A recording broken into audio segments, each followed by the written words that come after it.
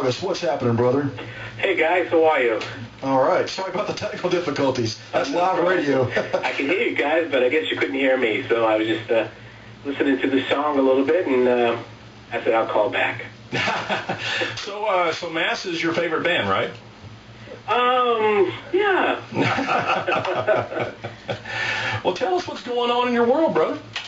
Well, we've just been busy, with the release of last year's Sea of Black. We've been doing a bunch of shows, and I've been busy doing some interviews and radio interviews, local online website interviews. There's always something happening. We're trying to put together a DVD we've been working on for the past 8 or 9 months, and just have accumulated so much footage over the years that we're really trying to work on putting something really something that's going to really blow the fans away when we do finally wrap this up. Just so much. It's just been great. We've just been blessed, and I'm so thankful. God is good, huh, Lewis? He certainly is. Absolutely, man. Well, you've got a good body of work to choose from for a DVD and these kind of packages. Over the years, you guys have comprised some really good music, and none better than your current album, Sea of Black, is an incredible CD that I think is your best work ever. Thank you very much. We're really proud of it. It's something that we kind of worked hard on for the past year and a half or so, and we're just so pleased that it's being so well received by the new fans and the old fans and the critics alike. It's just blowing us away. What you're finding, really, and I guess this show is kind of the staple, Bri, for this, is that, and I've said this before, there are second and third generation fans. And I know that repetition breeds reinforcement, but you're finding new fans. So you guys aren't just a band that's playing the old classics, which thank God for those. Of course, 25 years ago or whatever, you would have never thought those things would have been classics. But here you are now, where you take Voices in the Night, a very classic 80s metal CD, and then you've got Sea of Black, which is very current. I mean, you guys are staying cutting edge. It isn't warmed over soup. Thank you very much.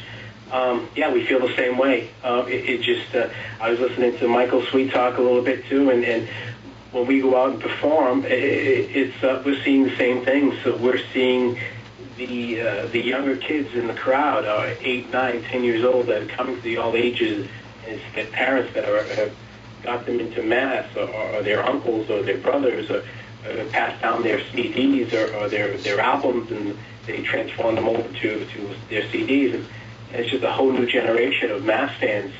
It's just overwhelming. Well, you wind up obviously making new fans, and then along the way, with the advent of Facebook, thank God for that. Yes. And some very, very sweet people that are behind the scenes doing things, from the love of their heart. Jim Madonna, Sherry Ross, individuals like that have taken the band and kind of held on to it in their own little way. You've got a little army out there that really, really embraces Mass and you. They kind of look out for you, brother. They do. I just want to give another shout out to them too, Jim and Sherry. They've been godsends to me, and they're wonderful, beautiful people. And the whole army thing, you're correct. It's unbelievable with the Facebook and the internet. It's been able for us to connect to old fans, to reconnect with old fans, to tell them that we are still alive and playing and performing and putting out music, and just the new fans, new music, reaching the new fans. It's just absolutely wonderful. Well, I'll tell you what, hold that thought. We're going to go to our first break. Everybody stick around. We're going to have more Louis St. August Beyond the Riff. Hey, as you may have heard us mention earlier, tomorrow is the 1-year anniversary of Dio's passing, a very sad event. What I was wondering is, did you ever meet Dio? I never had the opportunity to meet Dio. Last year, a year and a half ago, I was able to attend one of the concerts that he did here in the New England area, and I met the drummer, Vinny Appice, and we were going into the stadium, and it was just me and a few of the guys from Mass. Actually, we went to see the show, and it was my very first time seeing Dio, and I thought he was fabulous. And I say about maybe a week or two later, I heard that he was sick, and before you knew it, he was gone. Yeah. Ronnie, to me, was rock and roll. Absolutely. Yeah. Such a great He voice. was the voice of. I grew up listening to Rainbow and just the Black Sabbath records that he was in, Heaven and Hell, and the Mob Rules. Just unbelievable records, and it's just a big loss for the rock and roll community for sure. Absolutely. Without a doubt. You find that we don't really appreciate what we have until we don't have it anymore. That's right. You know, exactly. Lewis, tell the audience a little bit about your walk with God. You know, I mean, you without a doubt, you are a man of faith. You love the Lord. You're not going to compromise. Talk about your faith a little bit, brother. Well, God has always been in my life. It's just something that I've always kept to myself, dear. To me, I don't really, in my lyrics, it's very subtle. You have to kind of read in between the lines. We're not as pronounced as some of the Christian bands with our faith, but we all believe in God. We all believe in His Son, Jesus. And without Him, I know I'm nothing. I know the band is nothing. It's because of Him. It's where I am now with my loving family, my health, the music that I've been able to write and perform over the years. It's been close to 30 years ourselves since our very first record contract with A&M Records in 1982, and here it is, 2011. And we're still doing the thing that we love to do, and it's all because of Him. It's like Michael Slick was saying the hour before you, Lewis, that it's so important how you live your life as a Christian, as opposed to maybe what lyric is in your song or whatever, or what venue you're playing. I mean, like me and Rob and Mike, we all go to mainstream venues to watch Iron Maiden or Megadeth or whoever, And but we bring our faith with us. We bring our faith as a light to dark places, just like you do with Mass. You're bringing the band into clubs and pubs and bars and whatnot. And your life carries forth the light of Christ into some dark places. For sure. I mean, we are an example. That means how I treat people the way I'm going to be treated, and I'm hopefully my love will shine in others, and they will do on to others as well. Well, Michael, Lewis, I'm sorry. Tell the audience how Mass is so involved in your community in the Boston area. Recently, you guys raised up some toys for kids and things like that. Tell the audience about your charity work and the things you do for your community through Mass. We just, that was something that last December, I was approached by a good friend of mine, Mr. Dunbar, and he actually put it together, this charity, and once he kind of got me involved, I was like, well, I didn't know about a Christmas thing, and then he was kind of convinced me that we can give this to the Toys for Tots charity, and I said, I'm on, let's do it. So we put out a two-song single. In the matter of 4 weeks, we sold, I don't know, close to 700, 800 copies in a matter of three weeks right before Christmas time. Wow. And we raised, $3,000 to $4,000. And we went out and we purchased all kinds of toys for the children. We went to, we had shopping carts full of toys, and we just went to various Toys for Tots locations around the New England area, and we just would give $1,000 of toys here, $1,000 of toys there, and they were just so appreciative, and it just felt so great to give the toys to these children, and we just knew that we were making these children's Christmases a lot brighter. Yeah, that's cool. It is cool because there's a bigger picture there. I know that when we were all growing up, we can all have an experience where we all knew somebody who had maybe didn't have a good Christmas, maybe didn't get the gifts, or maybe was less fortunate than others. And when you're older and Christ is in your life, it's our duty, our responsibility to champion a cause, yes, whatever it is, and to continue to do that. And Lewis, one of the things that I've noticed, brother, though I haven't had the honor to shake your hand or hug your neck, and if I do see you, you will get a hug. I can guarantee you that much. Thank you, man. Brother, you love the Lord so much that it's evident in the way that you do give. And when I say that you give of yourself, it's not possessions. Your heart is very evident. Matthew 7, it talks about you will know them by their fruit. The fruit, a good tree can't bear bad fruit, and a bad tree can't bear good fruit. And your heart is in the right place. Your impact is there. Matter of fact, you were talking about the lyrics. One of the songs on Sea of Black that I'm gonna get broken up here if I can get through this, but bear with me. More Than a Friend. You could look at that and see that would be about your wife. But when I listened to that, it reminded me of Jesus. Absolutely. It really did. When you look at it, and it says that you hold me in your arms, and you're thinking, okay, well, but yet he does. Mm-hmm. He does hold you in his arms, and you are more than a friend to me. And then someone else might listen to it and say, well, it's a very romantic song, and it touches my heart as far as how I feel about my wife, because it made me think about my wife. What went into writing that song? Well, it does have two meanings. It was inspired by my guitar player who was having a relationship with a girlfriend, and the lyrics are about her, and it is about God too. So it is a double-edged sword. A lot of our songs, it does have the two meanings, which I think is awfully nice. Like you said, you can't sing it to your wife, or you can sing it to God. And I think a lot of our songs are set that way. I agree. And some of them you don't even have to hide it, but yeah, I got a little emotional there, guys. But that song, it's one of those things that just jumps out at you, because some things will do more than like Justify. It kicks you in the back of the head. That's a great song, brother. Tell more about that. Well, Justify was actually something that, after the 9/11, I just felt compelled that I needed to write something about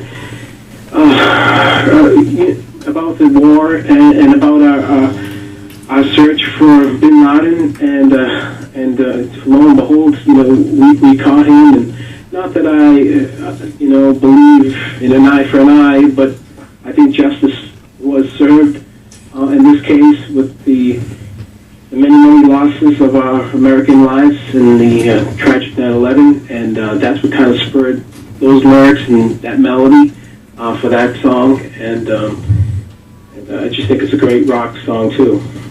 Well, it is, my God. Justify, Crucify, man, Lord. Of course, you stir up a whole other realm of emotions there. What do you think, Brian? Absolutely, man. Well, Lewis, August 3rd this year, you guys are going to open for Cinderella, and so how are you guys received amongst your peers in the mainstream music scene, knowing that you guys are all believers? Well, they know the band carries itself in a professional way, and the fans just come out and they really want to hear good rock and roll, and we write positive, uplifting songs, and they don't really say, oh, they're a Christian band. Some people do, or they just say they're just a melodic hard rock band. Whatever we are to you, if we make you happy, if we fill your heart with love, you can call us a death metal band. I don't really care. It doesn't matter to me if you call us a hair metal band or an 80s band.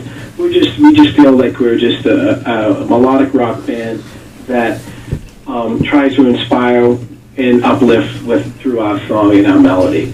So we have a lot of people out there that don't realize that we're singing about God in some of these songs, or maybe they do, or it's just it's a funny situation. We've been doing it for a long time, and it's just our audience and our fans have been great. But the personal thing is your interaction with people at the concert venue and whatnot. you guys do let your light shine with the way you treat people and the way you interact with people, and that is the most important one of all, really, if you think about it. Yes, it is. It really is. And we always try to make time to meet, take photos, sign a CD, sign an album cover, whatever they have. We can help somebody out somehow, get them in. Somebody's a little low on money and needs a T-shirt, so be it. We try to meet and greet as much as we possibly can. It is all about the fans. We are nothing without the fans, and that's bottom line, guys.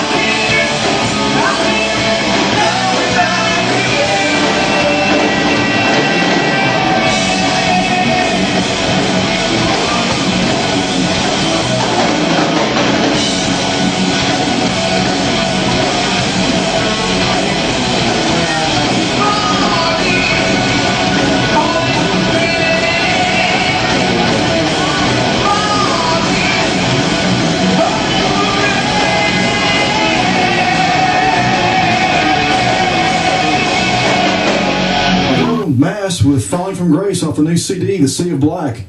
A very good album, I might add. And, you know, Lewis, the songs that are heavy on that album are heavier than your previous albums. In other words, I hear a lot of, partially some later era metal church type influence on some of these songs. Yeah, I think that it is pretty heavy, this record. That was our intention, was to kind of get back to our... I don't know if you're familiar with our very first album, New Birth, which had Do You Love Me, which is not a heavy song, but we had some heavy tracks on there. And I think over the years, the band has always been, the guitarist has always been a fan of Black Sabbath and Iron Maiden. And all those inspirations and those bands that we grew up kind of, you put them in a blender and it kind of, that comes out to be mass. So, it definitely has a more heavier rocking sound, this album, and that's what we were really shooting for. Oh, yeah. We're here down in southeast Texas, because we're so close to Louisiana, we call that gumbo. But what you just described, I don't know what the Italian phrase for that would be. I don't know if that'd be mishmash or whatever. But yeah, what I noticed is that over the years your vocal range hasn't slacked one bit. But my question would be, who was an inspiration to you as a vocalist? Where did you draw your inspiration from? Thank you, first of all. Growing up, I was into bands like Angel, Freddie Mercury from Queen, Roger Daltrey from The Who, John Anderson from Yes, Robert Plant from Led Zeppelin, obviously.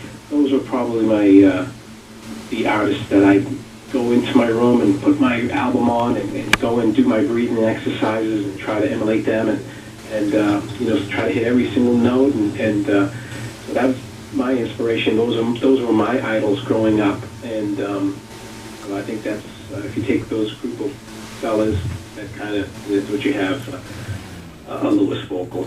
Well, there you go. Well,